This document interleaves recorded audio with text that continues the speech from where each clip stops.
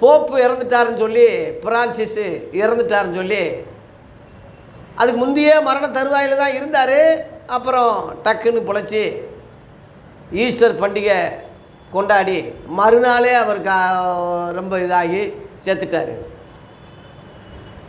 இயேசு மரித்தேன், இதோ சதாகாலம் உயிரோடு இருக்கேன்னு சொல்லி சொன்னவர் எங்கே? இவர் பிழைச்சிட்டேன் ஆனாலும் செத்துட்டேன், சதாகாலம் திரும்ப வருவேன்னு சொல்லலை. செத்தது தான். 4ஆம் நூற்றாண்டில் இந்த போப்பு ஏற்படுத்தப்பட்டது ரோமாபுரியில். அதாவது கிபி 325 கான்ஸ்டேன் என்ற ரோம அரசன் தான் முத ஆரம்பித்தான். இந்த இறந்த போப்பு பிரான்சிஸோட 266வது போப்பு.